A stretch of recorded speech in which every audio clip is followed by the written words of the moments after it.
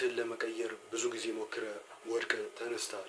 እናም ግን ለውጥ ባለመምጣቱ በጭራሽ እንዳታዝን ወይም ደክሞኛል ብለ በጭራሽ እንዳታቆም። በዙሪያ ያሉ ሰዎች እየተለወጡ ነው። አንተ ግን አሁንም ደክሞኛል ብለ ያንን ተመሳሳይ ህይወት እየኖርክ ነው። እንዲሁ እነሱ ሲለወጡ አንተ ቁጭ ብለ ታጨበጭባለህ። ይህን ስል ራስህን ከሌሎች ጋር እንድታወዳደር ሳይሆን የአብዛኛው ሰው ሜንታሊቲ በዛ መልኩ የተቀረጸ ስለሆነ ለማስረዳት የተሻለ ነው። ታዲያ ህይወት እስከ መቼ ነው እንዲህ የሚቀጥለው? ጊዜና እድሜ ሳይታወቅ እየሄደ ነው። ስለዚህ ነቃ በል። አዎ ሊደክምህና ሊሰለች ይችላል፣ ግን ተስፋ እንዳትቆርጥ። ከአሁኑ ሰዓት ጀምሮ ለአንተ እንዲያጨበጭቡ የምታደርግበት ሰዓት ነው። ይህን ስል አንተ የምታደርገው ነገር በሙሉ ሰዎች እንዲያጨበጭቡልህ ሳይሆን አንተ የምታደርገው ነገር ከአንተ አልፎ ሌሎችም እንደሚተርፍ ለማሳየት ነው።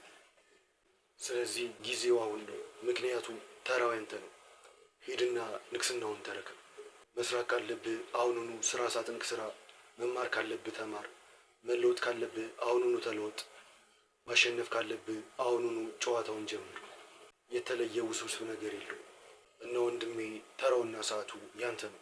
ፀሐይ በከፍታ ላይ ሆና እንደምታበራ ሁሉ አንተም በከፍታ ላይ የምትቀመጥበት ጊዜ አሁን ነው። ስለዚህ አሁኑኑ ጀምር። እስቲ ኮሜንት ላይ ተራው የኔ ነው ብላችሁ ጻፉልኝ። በመንፈስ በአይምሮና በአካል የተሻለ ሰው መሆን የምትፈልግ ከሆነ ቻናሉን ሰብስክራይብ አድርግ። ራስን የመግዛት ኮርስ ከሜንቶርሺፕ ጋር ቻናል ላይ ባለው ሊንክ ማግኘት ትችላለህ። መልካም ጊዜ።